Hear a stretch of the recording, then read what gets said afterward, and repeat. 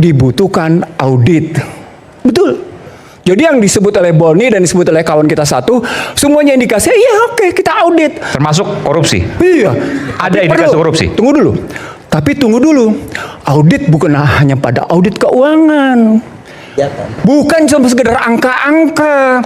Bego kita kalau cuma audit angka-angka. Ulang. Bego loh kalau cuma audit angka-angka.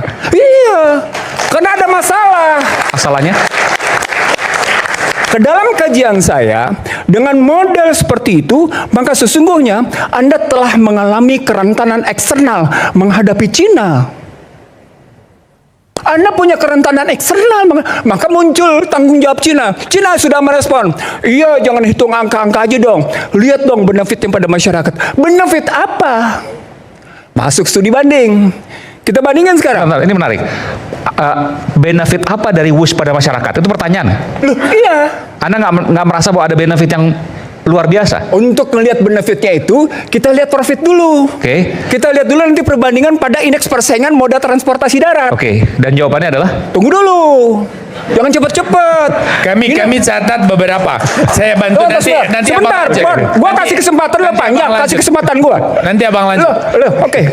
Gua Waduh, tunggu dulu. Sebentar, gua belum selesai. Ya. Gua belum selesai. Oke ya. Sekarang bandingin WUS sama Parahyangan. Apa kata Luhut?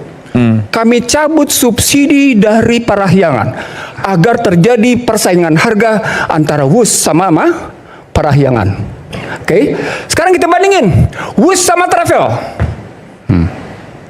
WUS 275 sampai dengan 300.000, travel paling mahal 175.000. Itu pun sudah mewah, sudah enjoy duduk dengan tenang.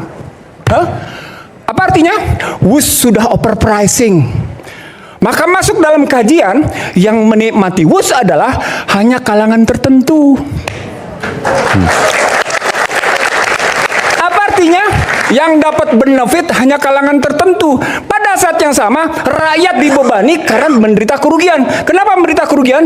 Karena tadi ditolak oleh tadi. Kenapa Purbaya menolak? Poinnya adalah rakyat banyak akan membayar kerugian WUS andai kata dipaksa melalui APBN. Yang dia bukan konsumen WUS sesungguhnya. Belum tentu dia mau konsumen, belum tentu. Karena nggak mampu. Nggak dan kemahalan. Lalu kalau Anda tanya tadi, Parahyangan baru siapa? Gue tahu siapa.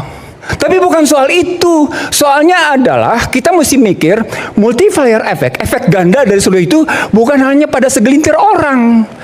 Dalam kajian public domain saya, public benefit dan profit, itu akan ketemu dengan sampai seberapa jauh sesungguhnya kita bisa menakar bahwa rakyat kebanyakan menikmati semua daripada cuma segelintir orang. Oke, jadi kesimpulan begini, ini barang WUS ini nggak bisa dinikmati masyarakat banyak, tapi utangnya harus ditanggung masyarakat banyak. Iya, itu logika sederhananya. Oke.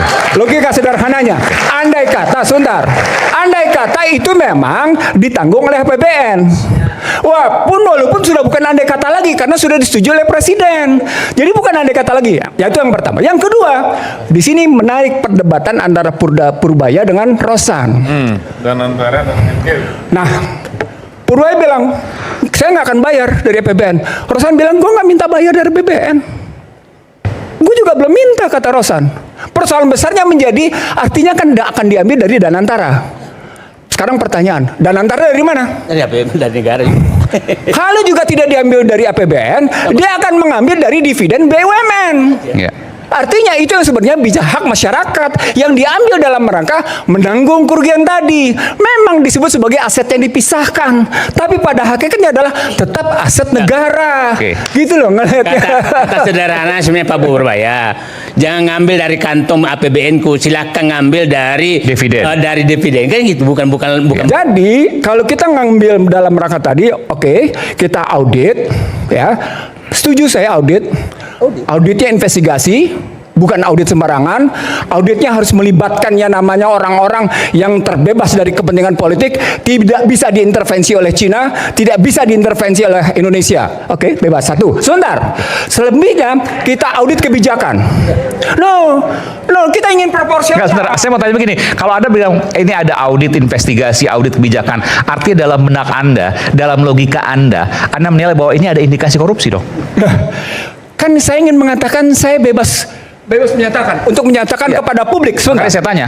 Saya ingin menyatakan, kita ingin menyatakan bahwa ini, kalau tadi Ubed bilang ini soal good governance, ini dalam rangka memenuhi yang namanya FRED, fairness, responsibility, accountability, dan transparency. Yang saya tanyakan itu kepada yang mesti Anda, dipenuhi. dari logika Anda, dari hipotesis Anda, dari indikasi yang Anda dapatkan, semua data ini ada indikasi korupsi. Sebenar, kalau ada indikasi korupsi, maka saya balikin dalam tesis yang saya bikin ini, yang saya sudah serahkan kepada produser Anda. Asymmetric information dari perencanaan pertama, dari FS pertama sampai dengan FS kedua harus dijawab. Dan Anda mesti tahu, dalam definisi saya, dalam kajian saya tentang asymmetric information, pada hakikatnya asymmetric information itu adalah pengalihan aset publik ke segelintir orang, baik domestik maupun asing. Termasuk ini adalah, enggak, sebentar ini penting nih. Artinya ini kemudian pengalihan aset dari Indonesia kepada Cina. Bisa juga orang dalam negeri, bisa juga Cina, kan saya bilang dua, domestik dan Kalau asing. tadi yang Anda katakan yang diuntungkan mayoritas adalah Cina, masuk Pasti ke Cina, pasti ke Cina. Ini Kalau pengalihan mayoritasnya- aset dari Indonesia ke Cina. Betul, kejadian begitu. Gitu. Oke. Kalau dominannya Cina, tapi jangan lupa dalam negerinya juga ada. Ya berarti domestiknya Oke. juga ada. Oke. Gitu. Siapa contohnya? Contoh Segelintir dalam sederhana. negeri untung, negara Cina untung Hah? dari pengalihan aset ini. Iya. Dan Anda perlu tahu, disitulah muncul nama Rini Sumarno. Muncullah nama, ini udah busuk saya terimanya. Oke. Nggak, Kita ini- minta penjelasan kepada Luhut, apa pengertian busuknya, Oke. gitu loh. Nggak, kalau ini kita tanya juga kemudian- sama Budi Karya Sumadi, kenapa dia jalankan, gitu loh. Bung Ihsan, kalau kita ini tanya Anda sama katakan timnya, seperti itu, kenapa lu tanda tangani pembengkakan, gitu Iya. loh. Artinya ini menjual negara kepada asing dan segelintir kelompok orang. Nah, kalau Anda bilang itu menjual, saya bilang sama Anda, tesis tentang investasi asing dan pinjaman luar negeri pada hakikatnya adalah menggadaikan kedaulatan negara. Ayo pindah makan. Gua punya bukti seperangkat tentang pinjaman-pinjaman luar negeri. Bagaimana menggadaikan? Menggadaikan negara kepada asing dan sekelompok orang dalam negeri. Iya. Dan sekelompok orang dalam negeri Tidak itu hanya wush, apa dan saja? Apa saja? Enggak, apa saja yang Anda temukan? Tidak hanya wush. Saya temukan terakhir dua. Oke, sebutkan. ISEL. Apa itu?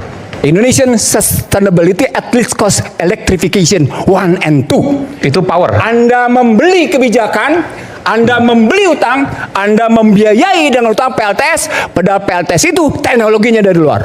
Ayo. Surya. Ayo. Oke, PLTS Surya ya. Ayo. Surya. Iya. Iya. Fotovoltaik itu. Fotovoltaik. Ayo. Oke. Itu terjadi. Ayo, sudah terjadi. Anda beli kebijakan untuk PLTS. Anda kemudian melakukan yang namanya pinjaman untuk membiayai PLTS. Anda kemudian ngebangun teknologi dengan beli lagi keluar. Ayo. Gimana? Oke, baik. Tapi ini versi Anda ya.